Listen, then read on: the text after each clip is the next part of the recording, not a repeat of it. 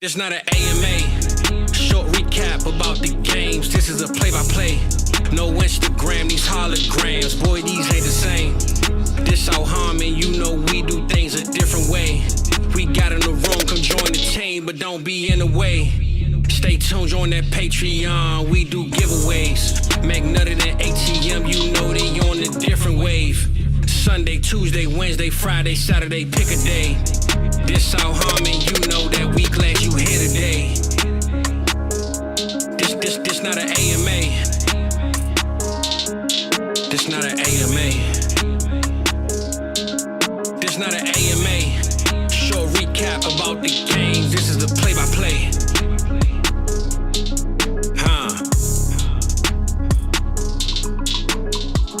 Let's go. Recap. We're back. Week 2 in the books, man. Week 2 main slate is in the books. How about that? We had some crazy performances, and I'd say, Mike, if you did too much victory lapping in anybody week 1, there's a outside chance that you jump the gun. I mean, we have a tale of two performances from a lot of players in the field. What are your overarching thoughts here before we get into, specific games? Yeah, you kind of hit it off there, man. There was a lot of premature victory last week. Yep. Even though time and time again we always see week 1 some wild-ass shit, man. Players we wrote off as dead, all of a sudden come back in a giant way. I'm on this one, man. I thought that Lions offense was going to be boo-boo all season, and holy shit. Sorry, DB. We'll just get this one out of the way. You and I told him, there's no fucking way you start Jared Goff over Justin Fields. I had 2 really bad misses this week, and they happened in the same start-sit call, Mike. Justin Fields, wah, and to your point, Jared Goff. You said, Mike, let's get things kicked off in a giant way. I think when we talk Malik Nabers, I mean, speaking of the giant way, they had a giant way. They found a way to lose that game, right? But, man, this dude is he's a baller, buddy. I got him on the thumbnail as a baller. Only person that beat him in the field is going to be, to your point, on a Lion, Mr. Amon-Ra St. Brown. But where are you at with Malik Nabers' performance today after a pretty gross week 1? I didn't fully buy into what you were spitting about Malik Nabers, Dynasty wide receiver 1. I was a little hesitant at him. So I'd ask you the question, but I already know what the hell you're going to say. We need to, as a Dynasty community, really have this conversation. Holy shit, man. He sunned the Cowboys, man. I get it. There's no D in Dallas, right? It's just the Alice offense, all right? Yeah. There's no D. Jadeveon Clowney will not save you. But Jesus, man. They made Russ and Nabers look like gods, and even Mr. Wan'Dale Robinson looking like Tyreek Robinson out there, just getting deep on that D. I mean, Mike, when I see, I don't know, to me, just watching this game, right, it's kind of hard to believe, but one of the things that I'm just going to stay with him, regardless of how you feel about the player, right, regardless of how you feel about the situation, Mike, to me, there was a lot that was just pretty simple. Targets are going to be elite. They're going to be towards the exact top of the league. This week, no different, 13 targets. Not really any different than last week with 12. My biggest point has been that he's going to have blow-up weeks because of just raw number of target volume. This would be one of them. But then, Mike, also, his floor is kind of safely 10, 12, even on these games where you're like, oh, my God, this offense, I want no part of it. So, to me, that's where I'm at with Nabers. To your point, Wan'Dale Robinson, actually, though, Mike, was, I mean, who would have thought? But kind of insane, right? You got Wan'Dale. He should have a blow-up, too, frankly. I don't have him as one right now. We're working on getting all these holograms in and out, getting everybody set up. Hopefully next week we'll be closer to that. But, man, it's just so far 2 weeks in, it's hard to even fathom what's going on. Wan'Dale Robinson's the top, 5, 7 receiver this week? Yeah. He is way up there. I'm going to look, and I'm going to see where the hell he's at right now. Right now, 5. He's sitting at 5. There you go. I mean, buddy. He's sitting at 5. Wanda, let's just listen to this. Average yards per catch. 17.8.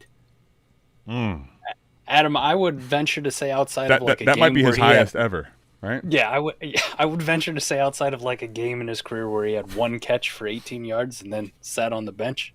This is going to be his highest ever. Holy hell.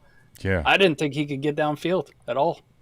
I mean, the one time he was got him right up on the end zone. I mean, he had a really quite a whale of a day, frankly. He did score a touchdown too. So, let me ask you this: Tyrone Tracy, today, what were your thoughts? Cam Scatterbo, man, I've been giving him shit. I thought about firing off one of them, what do they call them, risky tweets about Yep. he looks like Peyton Hillis if Peyton Hillis had no talent.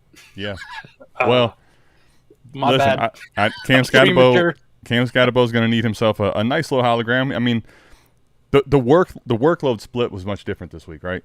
Tracy only had 5, and then 5 carries, and I think Scatterbo was double digits. So Scatterbo is going to need one. Let me ask you, I'm not going to say let Russ cook, but Russ sneaky in best ball with some of these games where they're probably going to be trailing every single game this year, honestly. I don't know how many they're going to win and how long it goes until dart, but what are your thoughts on Russ? Big rebound from last week, so that was good to see from him. Granted, like I said, I don't want to get too crazy because it was Dallas's non-existent defense. But, I mean, he looked good, and then unfortunately, it's like Russ. Like, he was the reason they were going to win this game, upset the Cowboys in Dallas, and then he threw the game away, literally. Yeah. Literally, he did Russ things. And you're like, ah. Let's go to the other side of the ball, and let's talk about something that almost is this how people's screen is going to feel, right? Just everything's broken about Javonte. He's gone. But no, he's back. I mean, he is. Buddy, Javonte 2 weeks in a row. There's a lot of big surprises I could give you names of. Is there any, though, bigger than the surprise of how Javonte came out of the gates these first 2 weeks in Dallas? Dare I say he almost looks pretty close to rookie year Javonte? Well, this certainly putting up points that he's only put up, handful of years ago. Times. But no, he's running with power, authority, people bouncing off of him, breaking tackles. You know, he's never been a burner or breakaway speed guy, but he's been functional. He's running really, really nice so far this year. Holy hell. No, for sure. I mean, dude, but the other thing, too, to keep in mind, at least today, 6 catches, Mike. That's a interesting development. If he's catching balls out of the backfield, but the days of the Broncos before he got the injury, man, whew, buddy, that could be looking good. Could be a difference maker that you didn't think you had. Speaking of which, early season candidate for league winner right there. I mean, has to be. Like I said, he's one of the most surprising assets, I think, at this point. I mean, George Pickens, I think this is kind of what you got to expect, right? But boom bust. But man, when their offense is cooking, GP can cook too. You know. And their offense as a whole looked phenomenal today. Giant bounce back from playing the Eagles, obviously. A little bit easier of a task playing the Giants, but just everything was cooking. Dak was cooking. GP was doing his thing. He could have had a bigger game, too. There was a couple of fluky things in there that happened to him again. But he is Is he not the biggest, fluke plays against that you've ever seen? Yes. I mean, the Steelers last year, the end zone, I mean, it's just insane. He got called for kind of a bullshit pass interference, too, there. One, I was complete bullshit. Yeah, I don't know if that was it. But kind of what we thought when he got traded. Adam, you and I were talking about perfect complement to CeeDee Lamb and exactly what CeeDee needed to be able to eat. So Dak, CeeDee, George Pickens, let's go. And surprisingly, opened it up for Jake Ferguson, too.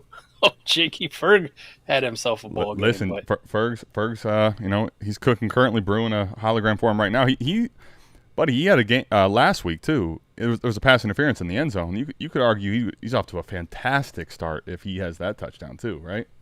Yeah.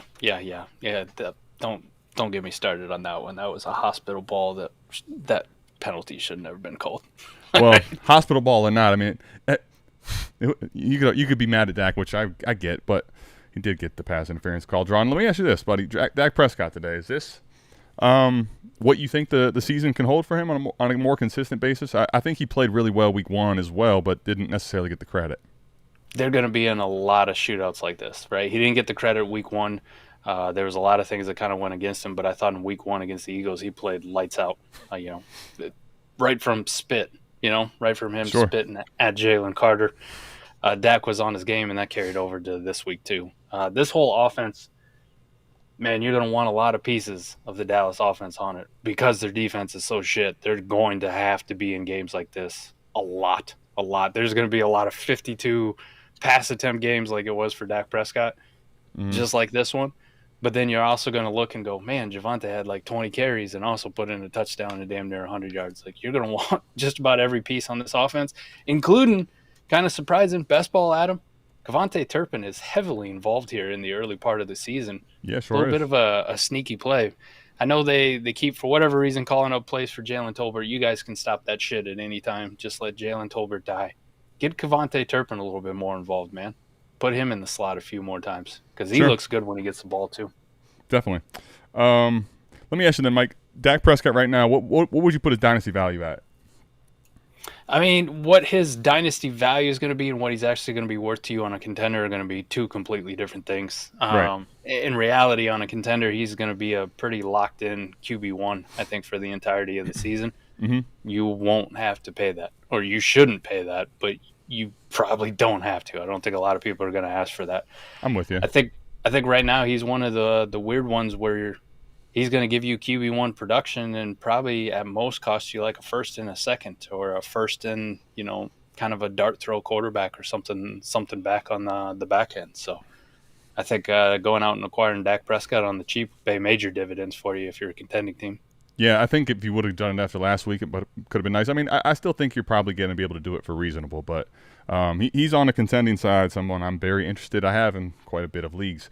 Mike, let's go ahead and just get into – you talked about it and you touched on it. Let's just go ahead and talk about – I mean, you could put a blow-up, honestly, for every single player, I think, on the entire Detroit Lions team, frankly. I mean, we could just as a team, right? But Amon-Ra, man – Mike, so in your Idiot League Mates, right, where I've been getting a lot of shit from my team. Crazy, one weekend, but they do power rankings. They put me at the bottom. Buddy, I had Rome and Amon-Ra. I mean, does it feel better to start off just going absolutely nuclear in the 1 o'clock window in that game alone? I mean, Amon-Ra, people, how long are we going to do this? Let me ask you this question. It's rhetorical, but I need an answer. How long are we going to do this to this kid? How many years are we going to not give him his elite crops? It seems like it's going to be a perennial thing. We'll probably do it again next year, too. Like, you don't believe me? Watch me. We'll do the same shit.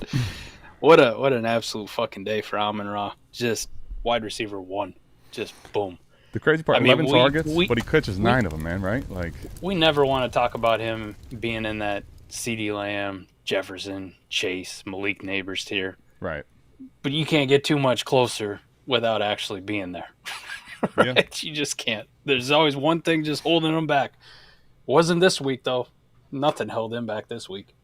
Man goes out there and gets 11 targets, scores 3 touchdowns, goes well over 100. And he did it right off the rip. Like, first play of the game was a deep pass to Amon-Ra. Yeah.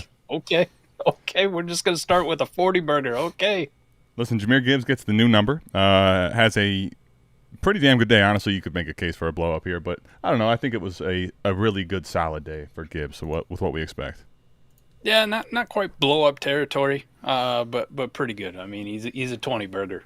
He's a 20-burger, but that's what you expect out of him. You drafted him as such. There you go. He's supposed. This is what you're supposed to be, right? This is who you you are. This is what we expect out of you. Like that Barry Sanders mold, score a touchdown, just hand the ball to the ref, walk back. You don't need to do no celebrating. I'm supposed to be here.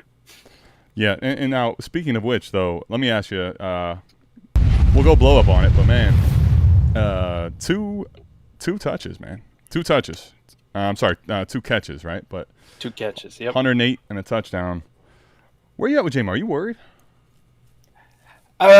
Let's just say at the end of the day, you look at it and you go, okay, that's kind of what I expect from Jameson Williams. We're going to have weeks like last week where you don't do fuck. We're going to have weeks like this where he barely gets involved, but when he does, oh my God, he just changes fantasy fortunes.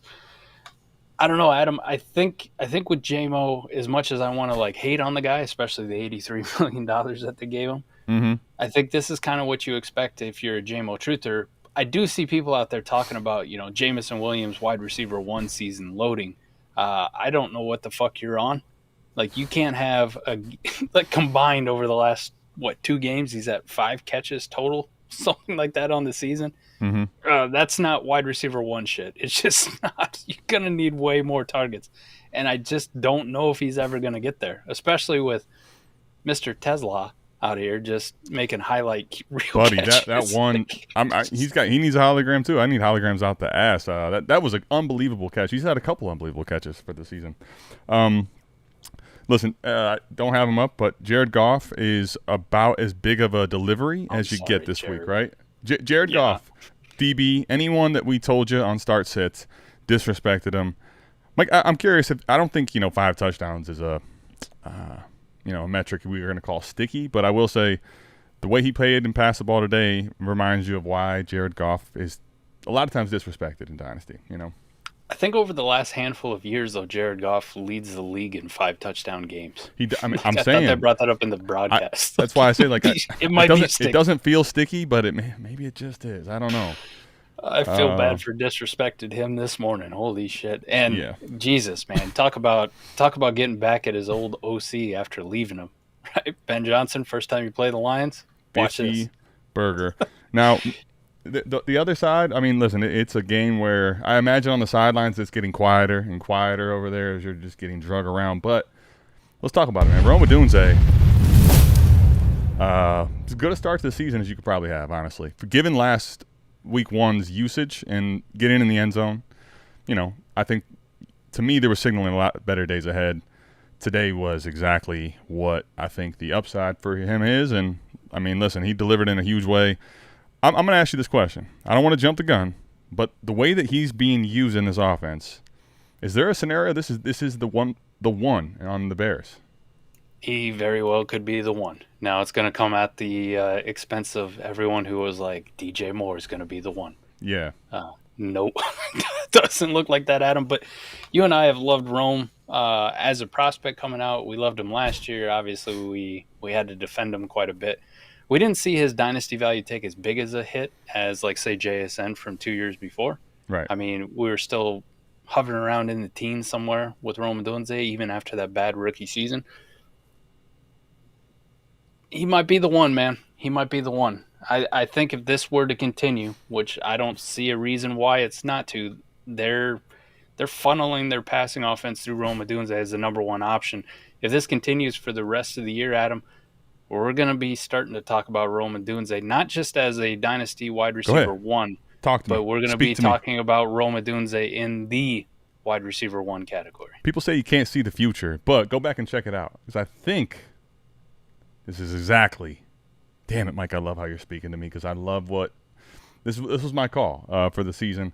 I'm gonna miss plenty, but this one feels good at least to start. I'll say, Mike. The other thing too is, dude, he's averaging 10 targets for the first 2 weeks. Just that is incredible. Keep that in mind, okay? This isn't fluky shit we're looking at. We tried to figure out all offseason. I mean, we as a community tried to figure out all offseason who was going to be Ben Johnson's Amon-Ra St. Brown. Here it is. But this is Amon-Ra if he was bigger, faster, more alpha. Dude, what I keep still. What's crazy about this game is obviously he gets to 2 touchdowns. He's over 100 yards. But Mike, it still feels like both weeks, as crazy as it is to say, there's a lot of meat left on the bone. There's still a lot of upside, I think, for this offense as a whole. So I'm excited. His only hang up and knock is just going to be the quarterback and the quarterback play. For no question about that. Let's go ahead and let's talk real quickly too here about then DJ Moore. Like you talked about at the expense. Where is it possible that these guys both coexist as really good players, or is it only going to be one? Do you think? DJ Moore's still a really good player, but you just see that the targets are getting funneled to Rome, which in a Bears offense like this isn't the Lions from last year, right? They got a lot of growing pains that they're going to go through in trying to figure this thing out under Ben Johnson. Yeah. It's just not as good. It's just not. Mm-hmm. So even though he's getting a fair number of targets and they're trying to use him out of the backfield and they're trying to do different stuff with him, and he's still a really good player, I think we just got to be realistic about his fantasy outlook for the season. Instead of that potential, like, man, I could have had a, maybe back-end wide receiver 1 or real high-end wide receiver 2, I think we just got to look at DJ Moore as, like, we're just going to throw him in the rest of, like, the guys that we look at as wide receiver 2 with upside, or some upside weekly, which is kind of shitty to say after we've been big stands of DJ Moore for his entirety of his career, but this is kind of where he's at right now. With you. What about DeAndre Swift? I saw a lot of people jumping off this one because Kyle Monangai was going to get more touches. This is your Javonte Williams of the Bears. Now, granted, just a shittier offense, right? Doesn't have to score as much because their defense, other than this week, didn't look like a complete sieve. But fuck, maybe they are too. Maybe they don't have a defense either. DeAndre Swift's just going to be Javonte Williams of the Midwest, which could be fine, I guess. He's not super efficient. He's not sexy, but he just goes out there and he gets what's blocked for him. I think we're far past the stages of his career where DeAndre Swift was this explosive guy that could house it from fucking 60 yards out. He just looks like the injuries have caught up to him, but he's still going to get all these touches. Like, who the fuck is threatening him? It's not Monangai. It's not fucking Roshan Johnson when he comes back. It's DeAndre Swift is the one who's going to eat first. With you. Mike, let's go ahead then and let's go ahead and we can talk about Caleb, but it's just I think the issue with Caleb as we switch into a different game here is that he looks like a lot of the same problems are still hanging around, man. Hangs on the ball too long and just I don't know. It feels like decision making, frankly, is a big problem with him too. I don't know how much longer this is going to continue before he is going to literally get his ass chewed and the whole city of Chicago is going to turn on him. He's pushing there, isn't it? I mean, yes, this was rough, buddy. Frankly. Well, let's go to the Rams Titans. Let's talk about Davante Adams. Listen, it was interesting today. Start sit, I believe I forget who I put in front of him, but I said to sit him in one spot. And Mike, what I will tell you is they definitely seem to, at least right now, man, Matthew Stafford is making sure he gets his targets. Like there was a lot of opportunities I think he still didn't even execute on, but had a really good day. High value targets too. I put in the Discord. It felt like they tried to force him 47 passes in the end zone. It just seemed like every time red zone cut to that game, it was a pass to Davante Adams. Now he didn't connect on all of them. He got one at the end of the day, but they were heavily trying to get Davante Adams down in the red zone to work. Which you can make the case between him and Puka, like who the number one is. Right now, it feels like they want to force feed Davante Adams and get him involved, and I think that's all the setup. Something similar to we saw years ago with Sean McVay, where it was Robert Woods and Cooper Kupp. I don't know who the alpha is on this team, but does it really fucking matter? Well, that's what I was going to say. I don't. It doesn't really. I mean, listen, I have. There's no disrespect to Puka for me. He's still a bona fide stud. I mean, there's no doubt about it. I don't know how often we're going to be looking at games where they both can go for 25 plus, but I do think there's a chance where they both have. Like weekly, I would expect one of these guys, Mike, to be in that top 12 pretty safely. Now, maybe not at both of them at the same time, but I think, listen, you're looking at 9 and 13 targets, man. If we're talking about this type of consolidation, to me, it's going to be pretty easy. These guys and Kyron and then Stafford if you have to play him, you know?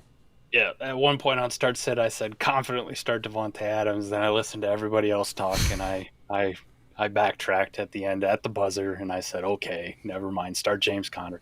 Wish I could have that one back, man. Wish I could have that one back. James Conner wasn't even that bad. It was just Davante Adams. Is just listen, he's in elite territory with targets.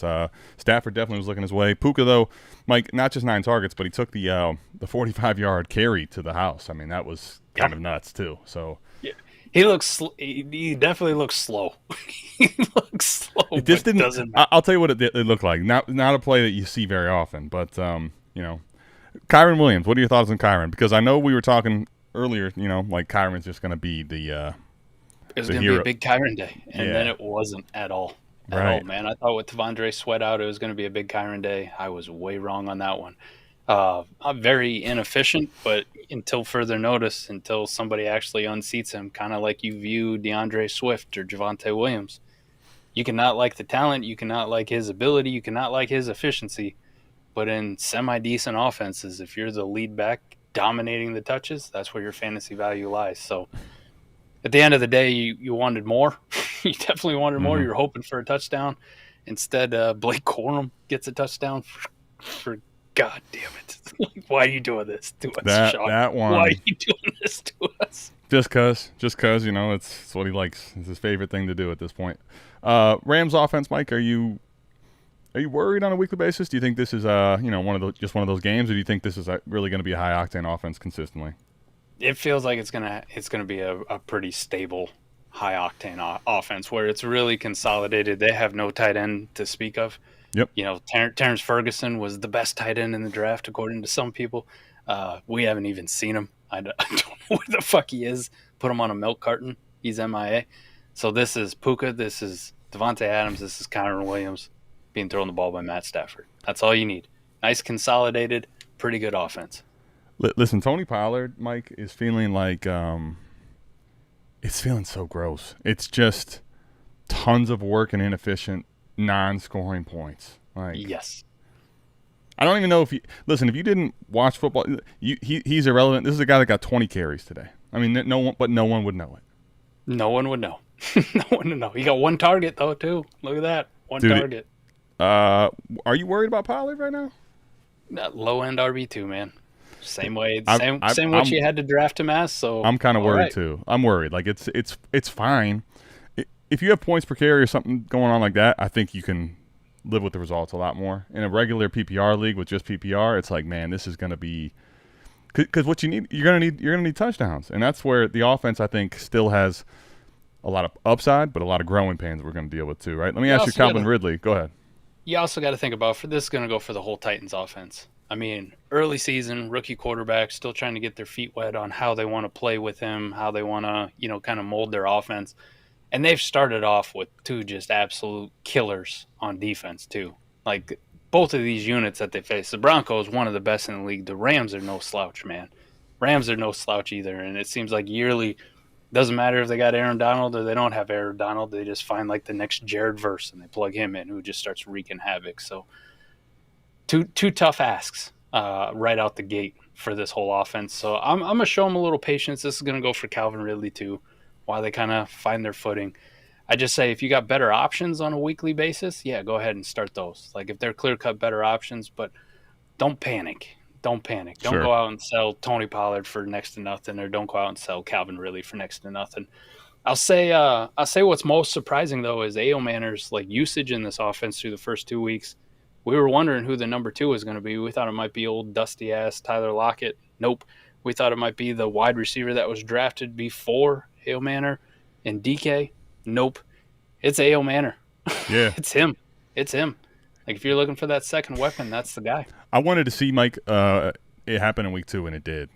He looks to be someone that's going to be featured a lot. Let me ask you real quick, Chiggy, where are you at with this player right now?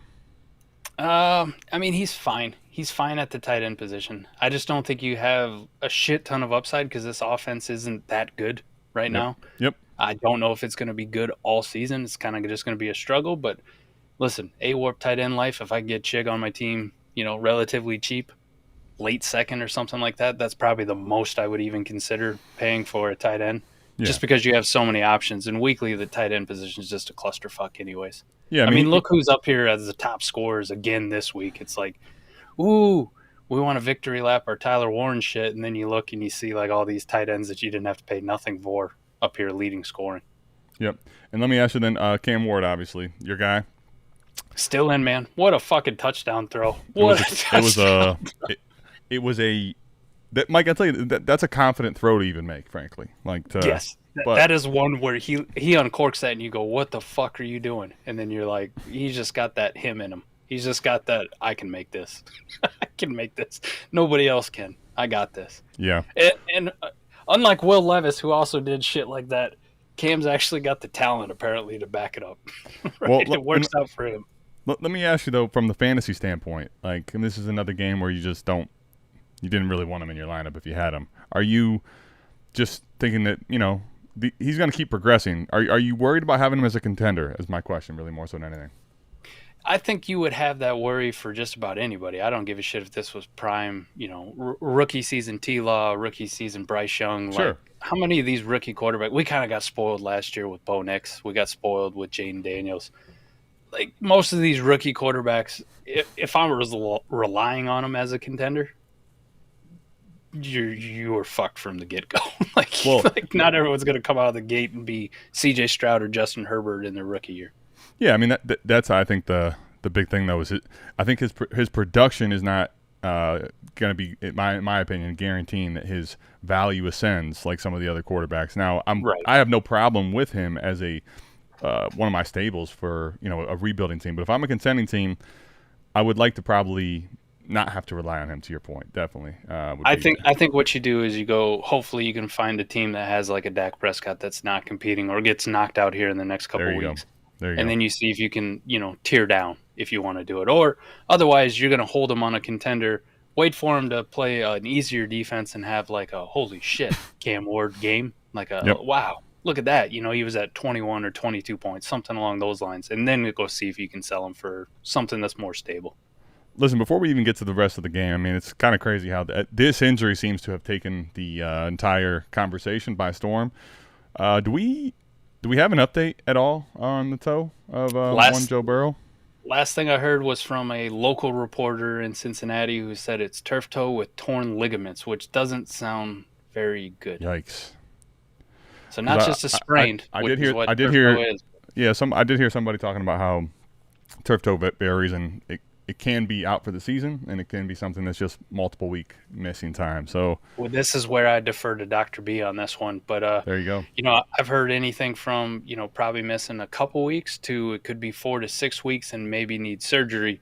That's a pretty wild timeline for a guy. A lot of people drafted over Jalen Hurts, which I had an issue with. Now I'm not going to victory lap the injury thing, but we talk about these rushing quarterbacks all the time as like something. Let's pump the brakes, because they could get hurt. They could, this shit could happen. They take these hits. Joe Burrow has not been the model of health over his career. Like, it's every other year, doesn't it feel like we're dealing with something along these lines? So, yeah, this sucks, man. And it especially sucks for me because I just dropped Jake Browning in like a couple leagues. I was like, I don't need him. The best ball roster construction can get to you, Let me ask you, though, Chase Brown, not what you're looking for per se. No, I'd be obviously shitting the bed on. What's that?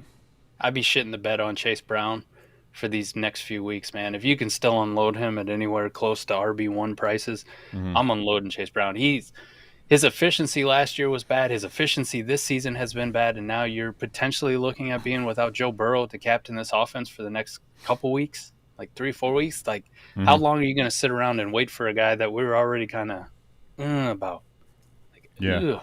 I mean, maybe after this Jahmyr performance, Chase, not a great one to sell because it was pretty shitty, but Jahmyr Chase, I don't have a blow-up just because of the injury. Obviously, this is a huge blow-up game for him. Let me ask you, this player, we talked about Chase Brown. I think Jake Browning is going to probably be a detriment for the offense as a whole. I'm not saying it can't be competent. Does Jahmyr Chase still eat to the level that we think he can? 1,000%. And that's I agree. And we saw this the last time Jake Browning was quarterback. It took him a game or two, but then they figured out just whatever the fuck we do, get number one the ball. Yep. We don't care if it screens. We don't care if it slants. Number one's going to eat, and you saw it in this one. 16 targets, man. 14 catches. Like, the one thing that happens is basically it's like let's get the ball to Chase closer to the line of scrimmage. Let's just make sure we get it in his hands. Let's make sure he has plenty of opportunities. Not only ask you then to the same conversation, T. Higgins, though. No. And I'm the biggest T. Higgins stan out there, but this one would have me shitting my pants because everybody else besides Jahmyr Chase is going to suffer. Everyone besides Jahmyr Chase is going to suffer, and that includes T. Noah Fant, all the hype we had for him, that's done. We can throw that out the window. Whatever hope you had for Gesicki, honestly, fuck buddy, that, and Chase Brown, woof. See, this is the thing. This is the problem with the Joe Burrow injury. Really, all it does is, to me, if it's a serious, long-staying injury and he misses a significant amount of time, it's bad news for everybody but Chase, which we already knew was probably irrelevant. So, not what you wanted to see from this game. I don't think I'm going to full out panic on T. Higgins, right? Even if this does turn into a 4 to 6 week or whatever the hell it is, I'm not going to full out panic on him. But I'm looking at options. Let's just say that. Can I offload him to somebody else and stay at that? We talk a lot about 85, 90% of the value, and I'll just okay. I'm fair. Could I even live in a world where I could flip T straight up for a Zay Flowers or something along those lines? Bashaw Tootin, buddy. Hey, welcome here. In the end zone. Let's now, go, I mean, him and I think the distribution was still definitely in the favor of ETN, no question about it. Yes. But Bashaw Tootin, got in the end zone. I think he had two catches. Let me ask you, though, do you expect this guy to start getting and eating into a little more workload after the trade to Bigsby, or do you think this is going to be just a complete boom-bust option? One of the few running backs that I feel confident in saying the arrow is at least somewhat pointing up, right? We're getting better and better by the week. A lot of these guys have just been, where are you? Mm-hmm. Why aren't you being used? You saw him get on the field. This could have gone really bad. This could have been really bad for him if we would have came out this week and it's heavy LaQuint Allen usage and Bayshaw is like getting 1 or 2 touches, like that could have been the death sentence for him. But instead, he's getting usage. He's getting in the end zone. Travis Etienne still leads this backfield as much as we don't like it, and we're going to besmirch his name. Sure, he's still the guy that you're going to want for the foreseeable future until Bayshaw starts taking a much bigger role, which I think after this game signals that there's a good possibility. We don't know if it's going to happen. They could have this split for the rest of the year, but it's at least a positive, encouraging sign for Tootin. Yep.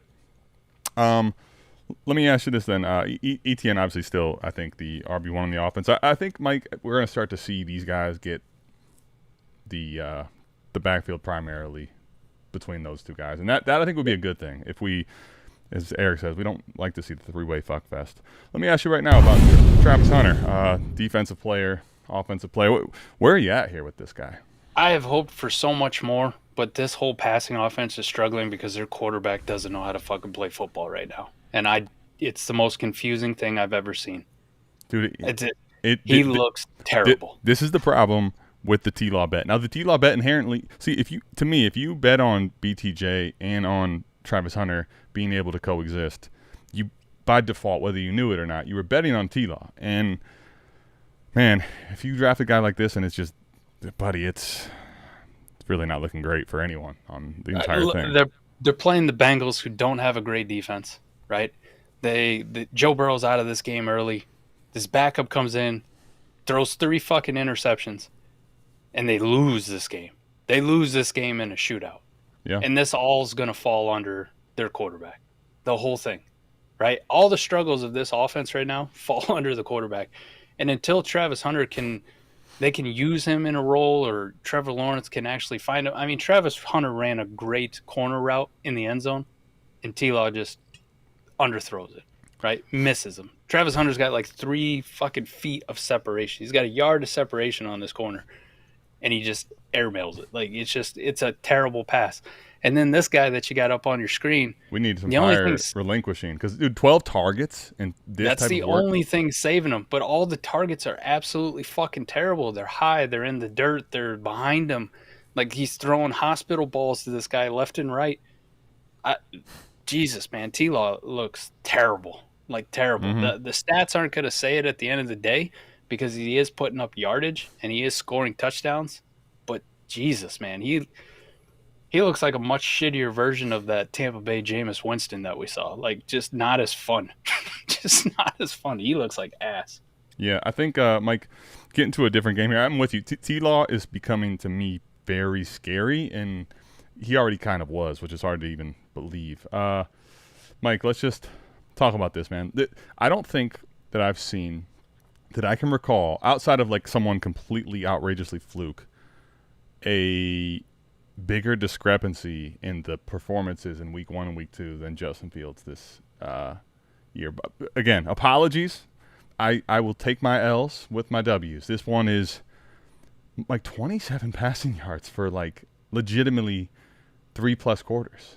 I mean, I don't know what happened. I think a lot of this is probably going to fall on Justin Fields, but listen, I don't want to give credit where credit's due. The Bills' defense went out and got after their ass, and they took away exactly what the Jets wanted to do, which was establish this alpha-type running game and then not put the game on Justin Fields' back. They took away the running game real early. Then they knocked Justin Fields out of the game. Jesus, this was probably my only hesitancy, and I know over the last probably week you and I have both sung the praises of Justin Fields, but I've also felt like there's been a little disconnect between us two, where I'm like, I'm not fully ready to like Mike, anoint him as the next one. Because I will say, like, even in Pittsburgh games, right? I've seen him have some rougher passing games. I'm not saying that wasn't it. This I've never seen from him, honestly. I've never seen him be this bad as a passer. This is the worst passing game I've ever seen him have, for sure. And he's had some rough ones. Like 27 passing yards? Legitimately? Yeah. Speaking of which, I mean, this is to where I guess the biggest thing would be now, like Garrett Wilson. I mean, what do we... I was very in this year. I'm still pretty in, but I'll tell you right now, not as in as I once was. This is like about as roller coastery as it gets for a Garrett Wilson share, man. I moved him up to the top 10 after last week. Right back down. Fuck it. I mean, sorry. well, the reason I wanted to pivot, I went from the Jags game to this game because the conversation for Garrett Wilson could end up feeling just like a BTJ or like a Travis Hunter. Now, quarterback play, I think, is much worse here for the record. But this was a tale of two games, and I guess we'll see how Fields answers. But, man, really rough shit for the New York Football Jets, buddy, right? Not good. Not good. Got to see how they respond next week when they come back.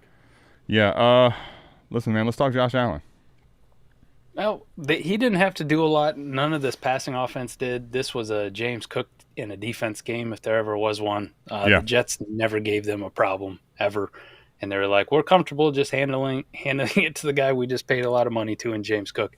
And I think it's about time we put some respect on James Cook's name. Like, we thought just because he's in Buffalo and he scored all them touchdowns last year, that was the only thing propping up his value. He's actually a pretty good fucking running back in his own right. Like, that run he made on that long one was like, what the fuck? No, for sure. How many guys you going to juke out on the same play? I mean, yeah, listen, this is where the game script's totally different, right? But yep. I think when they end up paying James Cook and they, I don't know if I want to call it cave, but they gave him the money and they brought him back, I think that was where all the trouble should have went away because at that point you're going to commit to using him, and he's really good for this offense. Mike, let me ask you then, not to disrespect him. I mean, let's give him his credit. I mean, what was he, running back 2 or 3? He was a great week from James Cook. What about Mr. Keon Coleman and Shakir and the passing offense today? When you don't got to throw the football because you're beating the shit out of the other team, this is what's going to happen when you play on a really good Bills team. Yeah, like we'll see. We saw this stuff, a couple times last year with like Philly. They're wide receivers. We can just run the ball whenever the fuck we want. Mm-hmm. We don't have to throw. Nobody outside of Jalen Hurts for the passing attack is going to have a big one because Jalen Hurts is going to get his tush-push touchdowns. I think you might be in line for kind of some of the same things when the Bills don't have to play the Ravens, when they don't have to play a good team, when they can throttle a Jets or, Miami's going to play in that division. They might be able to do this to the Patriots. We're going to have a handful of these weeks where it's like, ooh, we should be a little bit more iffy starting Bills pass catchers just because of the team that they're going up against. Yeah, with you. Mike, let's talk, Derrick Henry today. Speaking of game script and problems, I mean, oh, wow. Rough. This always is so weird, man. As much shit as we want to give Cleveland for just being ass, sometimes that defense just shows the fuck up and does whatever the hell they want to, which has to be infuriating for you being a Browns fan, that the offense is always just the thing holding you back. Because when Myles Garrett is fucking on and that rest of that defense is on, holy shit. This game was I had a hard time watching any of it. I mean, but I had no debate that we were probably going to get crushed. I just was hoping we would give it a little more fight. I guess, if you're going to take anything positive away, it's, 23 yards on the ground to Mr. Derrick Henry. But listen, let's give the kid a hologram, huh? Walker, Tez Walker. No, a Devontae Walker hologram. Buddy, I mean, listen, when he went 2 plays on my sleeper app and they came right as it's happening real time in the game, both touchdowns, I'm like, what the hell is going on here? I mean, everybody was getting touchdowns through the air except for all the people that we wanted in fantasy. Bruh, listen, I mean, it's Nuke Hopkins, Tylan Wallace, and Devontae Walker were in how many lineups that are not best ball leagues? Like, what? None. None. Everybody on this Lamar. Listen, you got to love Lamar, but goddamn, man, can we get the ball to anybody that we want to have the ball to? I mean, I think Zay Flowers is still looks great. It just would have been nice to see him get some of these other touchdowns, It would have been nice to see him get a touchdown, right? Like one of those Devontae Walker ones. Let's just give that one to Zay for fuck's sake, because he did have 11 targets, caught 7 balls, went for 75 yards. But yeah, I mean, Lamar's out there like, fuck it. We can't run the ball. You guys want to take me and Derrick Henry away on the ground? I'm just going to chuck it to these superstar wide receivers that everybody loves. This is how I'm going to beat Cleveland. David Njoku today. What do we think? Nice little bounce back for him, Mm-hmm. After almost being an afterthought, he did get 5 targets. Game that they trailed for the most part. It wasn't relatively close, especially in the second half. But still, the only concerning thing neck and neck if you want to look at usage with Harold Fannin. So Yep. as much shit as we were talking about him on 4D, it's a real question. It is. It's a real question. Honestly, that's where with like him and Fannin, to me, it's I don't know. It's like I don't even know how to put it, man. But are they just gonna kind of coexist to eat into each other's workload, kind of cannibalize each other, man? And they both end up being shit relative for what you pay, right? We drafted David Njoku high, and then I see people out here dropping first for Harold Fannin. You're going to be disappointed on that one too. I think me and you were. I'm curious. I have Lamar as quarterback 1, 2. I'm with Fizz on this. Josh Allen, Lamar for you QB1. Does it really matter? I guess. Jalen Hurts QB1. Thank you. Wow. Okay. Well, no homer. Here's one here. I love that. Neighbors over Puka though. Grimy 3. Yeah. Yeah. I think that's that one's pretty clear. Well, I like Puka, but anyway. What I do want to talk about is hopefully nothing on this offense, but listen, Dylan Sampson, the show that Dylan Sampson showed today that was being touted by some, not even myself, frankly. I like Sampson, but I have my limits. That ended quick, buddy. Let's just say. That ended quick. Hey, he got redemption. He got a late touchdown from Dylan Gabriel. But listen, buddy, let's just call it what it is. This is not the day you wanted from Dylan Sampson at all. Quinshon Judkins' debut. All right, and then you go into halftime, and I think I saw that the Browns had 32 or 33 offensive snaps at that point at halftime. Mm-hmm. Dylan Sampson was on the field for 7 of them. Yeah. It's not a great ratio. He had done nothing until that fucking touchdown at the end. It's the only thing I was trying to warn you all about with Dylan Sampson last week. Game script is going to be huge, and then what happens if you get another quarterback in there? We saw Dylan Gabriel come in and he did find him for a touchdown. You just hope that is like a thing if Dylan Gabriel starts playing more and more.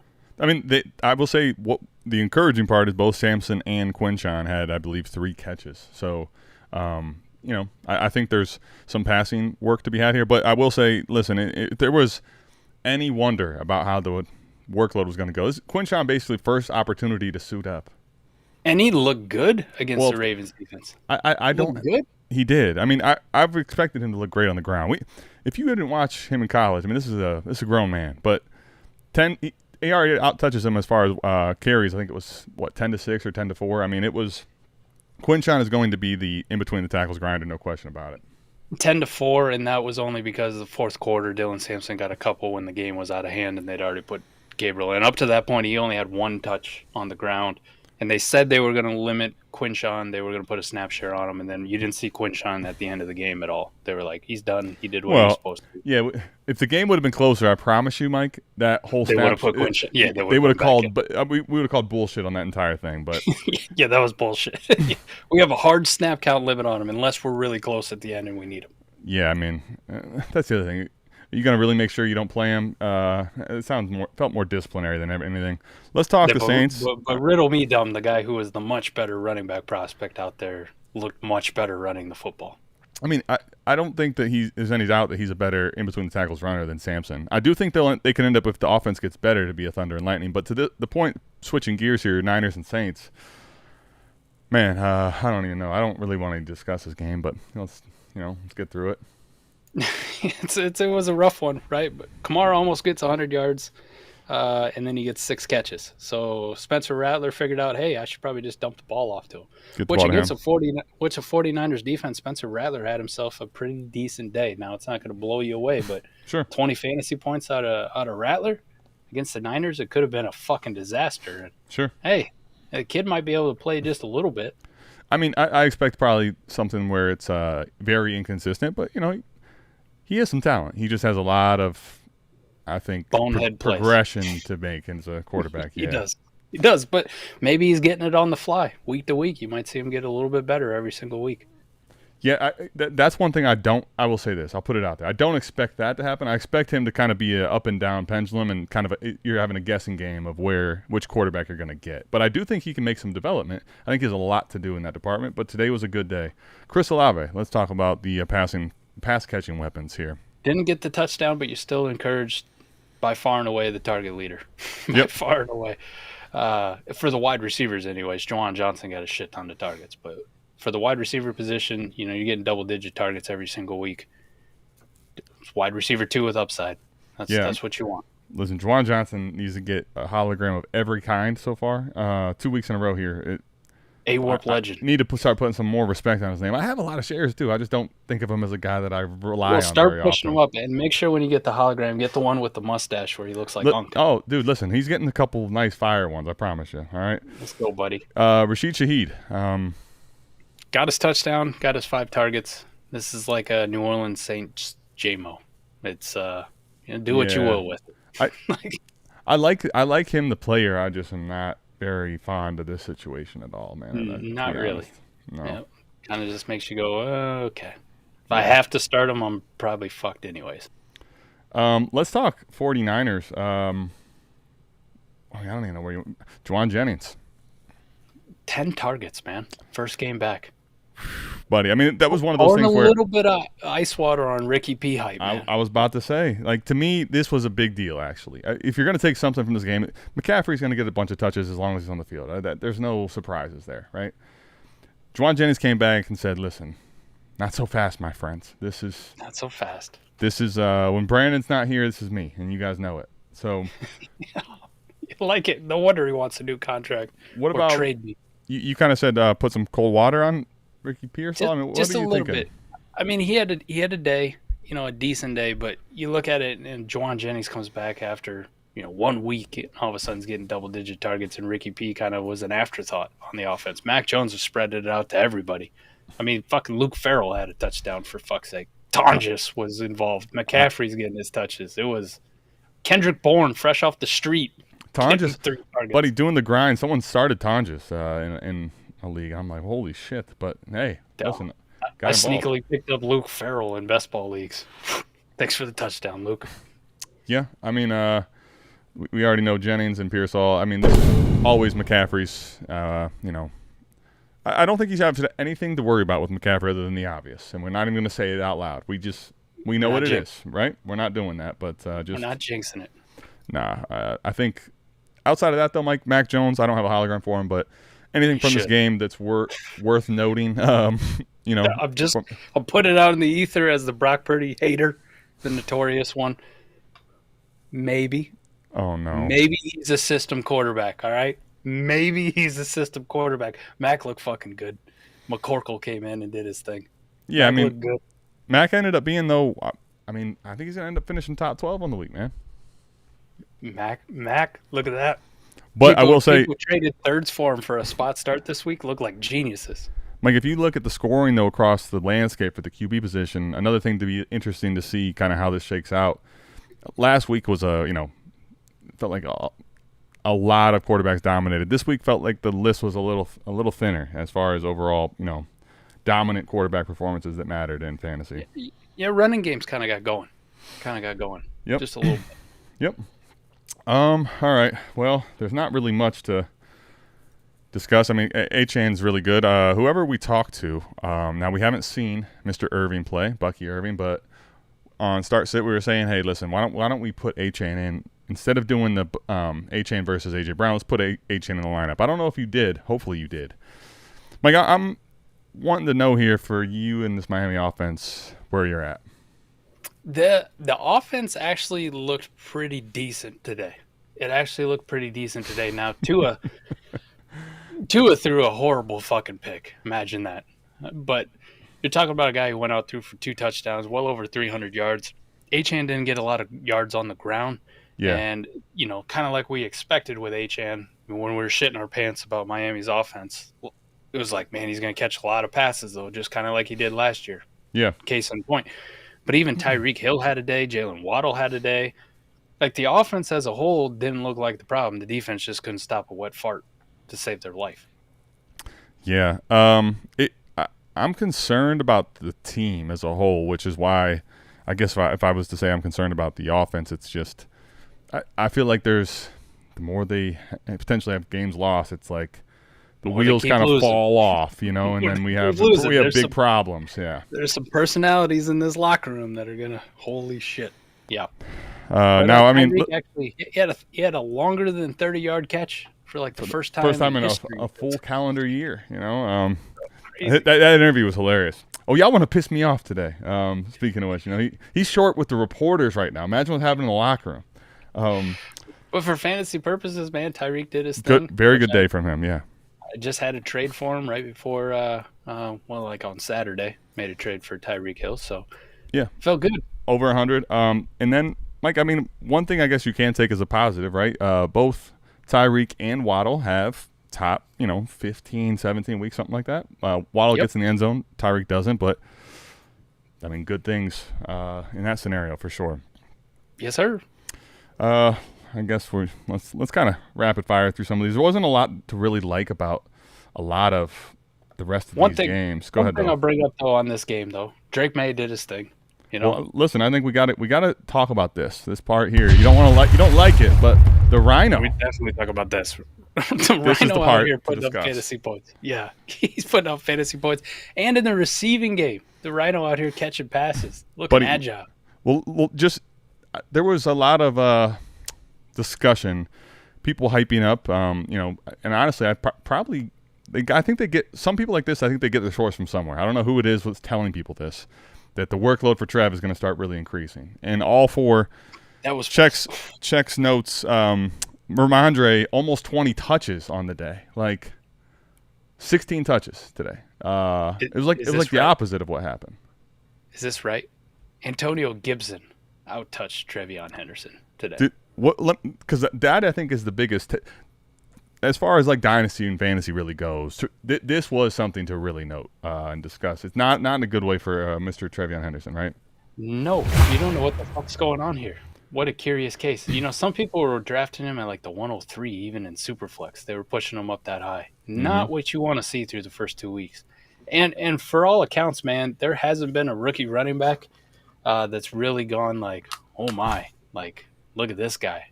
We haven't seen that yet. Genty's debut was meh. Marion Hampton's has been meh. Caleb Johnson can't even get on the field. When he gets on the field, he fumbles a fucking kickoff out the back of the end zone or into the end zone, costs his team 7 points.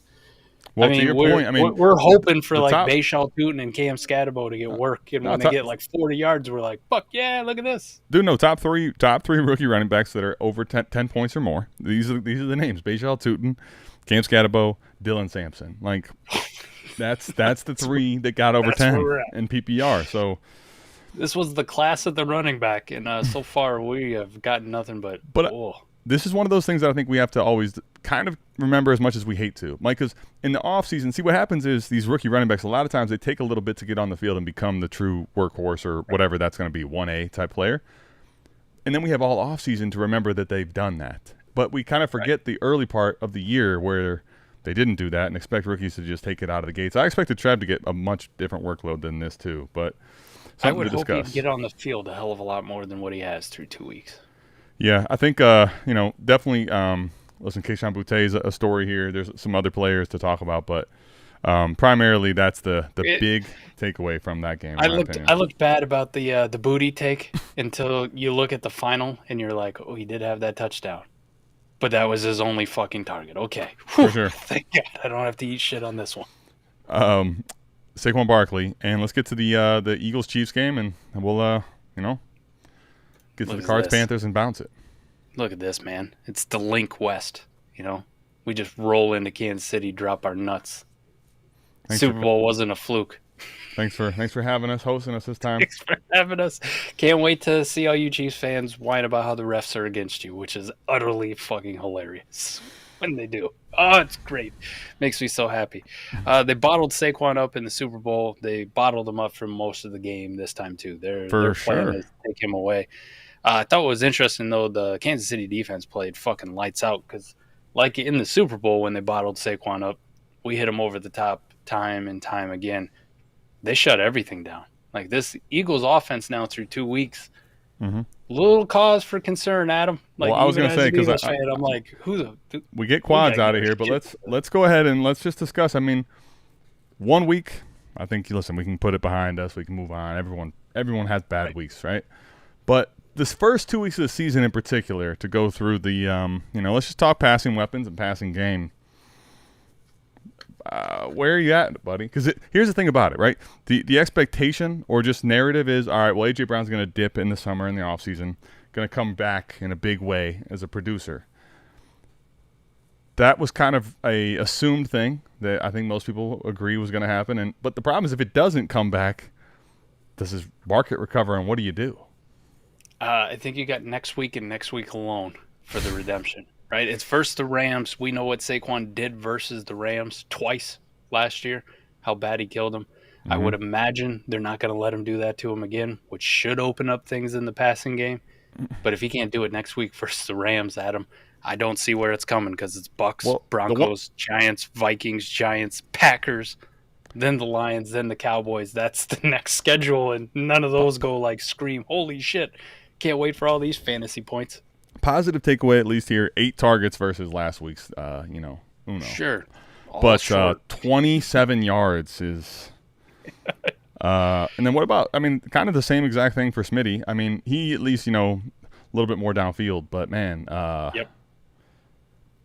Still not good, man. Still not good. I drafted Smitty thinking like this will be one of my safer receivers, in a redraft league. And buddy, I'm telling you, this is getting you scary about anything about safe for sure. All the shit Fizz talked about Kellen Moore. Kellen Moore's got, Spencer Rattler putting up 20 burgers and throwing the ball down the field. I want Kellen Moore back so bad. Oh, fuck. I fucking kill for Kellen Moore back. Come back. Dude, whoever this Tony Paulino is or whoever the fuck it is, I don't like you. You're terrible at this. Well, the other thing, too, is like, it wasn't a great day here either, really. No, but you get your casual, hey, I'm going to sneak one in for a touchdown and salvage my fantasy day. Thank you, salvage Jaylen. Double digits. Now, granted, you having a quarterback one, though, is one of my favorite parts of the team, for sure. Come on, man. Can't go away. We got the win. Got the dub. Well, 2-0. Listen, this is going to be a long week for some people that have had enough of this certain quarterback here. It's kind of an interesting tale of how people get angry, but it's coming, man. You know it's coming. Let's talk the Kansas City side. I don't even know. I guess we'll talk Patrick Mahomes. Right. Yeah, who gives a shit? The Jalen Hurts' son. That's who he is. Let me ask you. I do think, obviously, with them missing some players, I definitely think that's not a good thing, and especially in a game like this where Philadelphia is all world. It seems everywhere.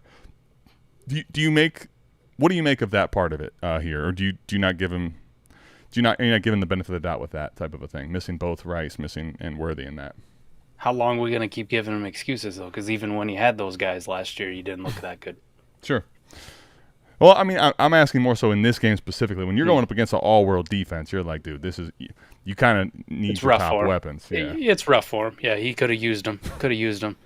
He did hit Tyquan Thornton late, deep on blown coverage. But, Mike, this is the crazy part, too. Think about this. Now, granted, it's going to depend on your scoring format and whatever, but finishes with 22 points, which puts him at like quarterback 7, 8, 9, somewhere in there, depending on your format. Like, for the day, it's actually not as bad as I think, we may have expected for, it just looked very pedestrian, though, I would say. He took off and he got a lot of his production rushing. A couple nice scrambles. He had 60, 70 rushing yards, right? Yep. So that was nice to see from him from a fantasy standpoint. The biggest question I have with the Chiefs is they looked inept. Like, they look old, they look slow, they don't have Rice, they don't have Worthy. Tyquan Thornton's your biggest play down the field. Listen, you have 2 rookies now. Granted, they don't got great draft capital, right, in Brashad Smith and Jalen Royals, but how the fuck are we not figuring out a way to try to get them involved and stop putting Juju Smith-Schuster and old, gross-ass Hollywood Brown out on the field? You got to talk to Andy, man. You got to talk to your guy. I don't know what to say about that. Isaiah Pacheco looks terrible. Looks disgusting. Dude, I was going to say, dude, what happened? I don't know. What happened? He looks so good at the end of 23. Like, you know what it is? This is the J-Rob career arc. This is where we're at. Bro. Surprise! Look at how good I am. Little bit of an injury, right? And now J-Rob's was a pretty big injury with the torn Achilles, and then just nothing.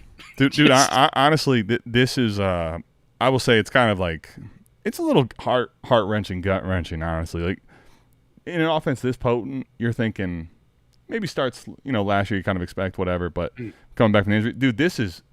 He looks like there is zero pop. There is zero burst. It's hard to watch. It really is, man. Which Mr. B says Royals hurt. I didn't know Royals was hurt. He's probably still got that hammy, was it? that he was fucking with in the preseason, which that wouldn't make sense. But Brashard Smith's out there. This is out Brashard Smith's out there. What are we doing? Like, what do we do? Why can't we get him more work? Instead, we're going to give it to Kareem Hunt and Isaiah Pacheco. You want to talk about the all not juice backfield? There it is. Yeah, it's very fair. Let's talk quickly about last game here. We got to get to is the Panthers and the Cards, and we'll get out of here. And listen, the game just started. I mean, we're doing pretty well time wise. So let's get through this one. Let's discuss this Bryce Young situation.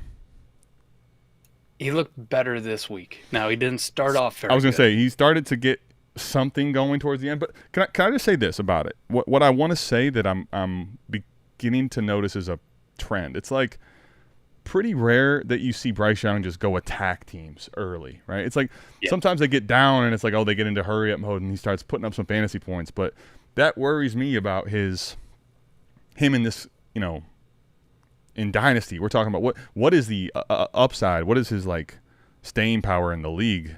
Man, I'm hoping for more. It was encouraging to see him play better in the second half, but I'm pretty worried overall still, frankly.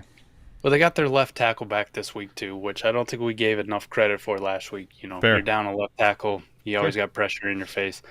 And like I said, he didn't start hot. And to your point, Adam, I think that was a little bit of a carryover from the week before, but still, I don't think I've ever seen him come out and just, like you said, show that killer thing where we're going to – and maybe it's the play calling. Maybe it's just Bryce's mentality. He just wants a couple easy layups and get in the flow of things. Or, he doesn't turn it on until he feels the pressure, like, fuck, we're down 3 scores. It's time to go.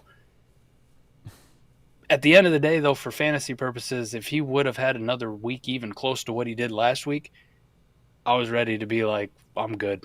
I'm good. You take the Bryce Young. So this was encouraging at least – that he can figure out a way to get it to this fucking guy and throw him the ball 10 times because, damn, man, my pre-draft fucking take of Tet was damning. Like, I did not think this guy was going to be a good wide receiver Where's at all. man? Where's Debro? Sorry, Debro, My bad. Good thing that we have these things called warp and rookie hit rates, and as soon as he got that draft capital, I went, I should probably stop shitting on Tet because he's going to be good historically. And, fuck, he looks good. He looks good. Bryce is feeding him the ball. It's exactly what we want. So keep throwing it to 4, man. Well, and somebody put he's getting close. He keeps doing this shit as a rookie, these 10 targets, even with the Panthers, and keeps making like what should be highlight reel catches all over the place. Now, the one that he was going to make, he was out of bounds by just a hair. Yeah. I might start calling him T-Mac like everybody else. We're not there yet. All right. That's where Mike and I will – but he's earning for today, too much of green. That's where we stop, okay? No, he got to do a lot more, although great game for him. Don't want to take anything from him. Let me just say, someone put it in – I'm trying to find the comment that was killing me. XL cooked. Not good. Dude, where is this comment? It was a great one. I got to try to find it. I think it was said 8 targets minus 2 yards. Where are you at with XL Xavier Legette, man? I mean, he's still getting targets, but they threw the ball 55 times, so you should have 8 targets if you're starting on the team, like you should. He just hasn't done anything. He looks slow. He looks like a much terrible version of, it's probably the number, but he looks like a super terrible version of Alshon Jeffrey. Wow. He looks like Alshon Jeffrey is last year. A super terrible version of Alshon Jeffrey is just, ugh. Extra large, terrible version of Alshon Jeffrey. How about Marcus, that for the South Carolina reference? Marcus, I wish I could have been stronger on my take to get you to not do this, but hey, it's okay. I mean, it's not like you got a terrible receiver, right? They figured out that Hunter Renfro's on the team, and they started using Hunter Renfro this game, so that's a little bit. Buddy, I was gonna say like I got when I say I have a lot of holograms to make, like I've got some, but we got to keep going. Hunter Renfro's looking. Maybe they missed this guy. Maybe they missed Jalen. I think they do miss Coker. I do, but well, what do you make of that? Because when ready, I mean, man, I will say, when Hunter Renfro is getting that much work, you're thinking, all right, well, clearly they're trying to fill this in with a veteran presence, and he's good for a quarterback, I think, but it feels like they need a lot of help still on this team, dude. Honestly, they do. They Chuba Hubbard, man. Everybody was trying to sell me on Chuba Hubbard. Doesn't look explosive. Doesn't look good. They can't run the He ball. did for not shit. look nearly. I'll say he's not looked. He looked good week 1, but even then he didn't look quite as spry. I think I would say as the year prior in 24. So I don't know, man. I don't know. He got bailed out last week with a late touchdown catch from Chuba to salvage his day, and lo and behold, you kind of get bailed out again this week with the same thing. Yeah. Wow. Yeah. It's pretty gross, though, overall, I think, in Carolina. They did it. Honestly, a lot of it came as they're trying to come back mode at the end there. Other side of the ball, Mike, let me ask you just as a whole for this Cardinals team, where are you at? It feels like it's going to be kind of hard to predict as a week in and week out overall. Kyler, solid, right? I mean, it's just – Yep. Just solid. But, again, some of that shit that they were doing last year where, like, just not enough to Marv just creeps in. Well, that's what I was going to get to Marv about this. But when I say solid, it's like, man, you know I think what Kyler's biggest problem is in fantasy is we saw glimpses at times, right? But now it's like all these days it feels like so much more opportunity for him to play well. And it's just you get through as fine. It was fine. It was okay fantasy-wise. Right. But he's not really delivering, to your point, I mean, for Marv, I was really excited last week. And now I'm not going to say I'm not excited as I was, and I'm certainly feeling a little more boom bust out of this kid again, you know? Unfortunately, yeah, but with a lot of wide receivers outside of the elite ones, like the elite guys, and even those guys will have games like this. Sure. I think probably the biggest thing is we saw this for a majority of last year where it was like this, and all those bad memories keep coming back in. So I think I'm just going to take a deep breath with Marv and with Kyler. I'm going to go, all right, they got the win. It was just okay. You're just going to sing Kumbaya? Well, to me, the problem is this. Mike, see what next week brings. Last week, it was only 6 targets, but you're like, all right, they were on the same page, right? 5 catches, 71, touchdown. I don't understand a world. I know Trey's really good, okay? I'm not debating that, but there's the world where he doesn't get closer to 10 targets on somewhat of a consistent basis. I don't even care if you're a run-first team. What are we doing? Like, I just don't get that, you know? Yeah, the targets need to go up. Like, they definitely need to go up. You need to funnel targets to the guy. I mean, he could have had a touchdown in this one. That one was on Marv. I thought it was a nice ball by Kyler. He threw a fade to him in the end zone. Mm-hmm. But Marv didn't attack the football. He just waited for it to come to him. Yeah. And the corner was able to get his arm in there. He didn't lift his arms up or go after the football. He waited for it to come, which could have been a touchdown, could have added to his day. But you're still right that you add a touchdown to his resume, it doesn't add more targets to his resume, right? He's getting still kind of, honestly, pedestrian-style targets. It's just weird. Yeah. James Conner, I think, established again today that this is still his backfield, right? But not really in a way that makes you feel like, oh, yeah, James Conner's back. It was just a lot of trucking around, doing nothing, you know? I'm way more excited for Javonte Williams. Well, yeah, absolutely. Like, way more. This is a pretty rough game to get out of here on, buddy. But you know, who cares? So anyway, yep. That is what I have for you, fine people today. Let me ask you though, Mike. Takeaways from first couple weeks. You'll be getting the money moves this week, and we got some stuff coming. Always, we got AMA Wednesday. We've got all kinds of content. But any key takeaways for yourself? Obviously, we need some more time to digest. From today, any like big Mike McNutted statements that you were taking away as a takeaway from week 2? Not too many, because we always know week 1 is crazy wild and it's up and down, which, you know, a lot of people are probably deleting takes today. Like, a lot of people are at least not feeling good about them. I know on start sit, you and I had that terrible Justin Fields, Jared Goff one. You know, like, we're going to have ours too. And I think week 2, you get a little bit closer back to the norm when we start to settle in. So I'm still going to wait for next week. We're going to get about 3-4 weeks into this thing, and then we'll really start to be able to digest on this is where we want to go. I think sometimes we're way too reactionary as a fantasy football community as a whole, and especially for Dynasty when we're trying to play the longer game, that we get way too up and down. Like, people are probably going to do stupid shit about selling TreVeyon Henderson for way too low after this week, right? Yeah, don't do that. Honestly, even on a contender, unless the only way I would do that, Mike, is if I can get close to 100% value, 80, 90 cents on the dollar. And here's the thing: if you need to do that, I think you have to really discuss are you truly the contender you think that you are, honestly. That's the reason I say not to do it. Fizz, I got you on the Pitts hologram. We'll see if he lives up to it. I hope to God he does, but if he doesn't, I've looked stupid enough with Kyle Pitts as it is. Mike, I'll say my biggest takeaways are things that I already knew, but I feel like are confirmed. Rome, not necessarily new. Rome was a projection that I felt about as strong as I've ever felt about a projection I've made. To me, Rome is at least the 1B to DJ Moore, and it could be where he's the 1A. He's great after today. And to me, the other – I'll definitively say it for you. Rome's a 1A. There you go. And that was the biggest thing was with the price, right? It wasn't much of a dip as JSN, but if he ended up even being the 1B where he's getting a lot of high-volume targets and, pretty efficient targets, his price is going to explode. I'm curious to see what Keep Trade Cut does here soon. I mean, after a game like today especially, right? And then the second thing will be that Malik Nabers, right? Here's the thing about it. It's always easy to remember off the blow-up game that, oh, yeah, what do we do this for? But the hardest thing to do is watch when the offense is sputtering and it looks so bad. But, Mike, he's not terrible in those games. That's the thing about it. You just have to be able to stomach the gross-ass Giants experience. That's the reality of Malik Nabers to me. But he is him. I think both those guys are going to end up being top 12. I think Rome's going to be a top 12 receiver, and I think Malik Nabers is, if he's not in the wide receiver 1 discussion for you at the moment, I don't know what else you need to see.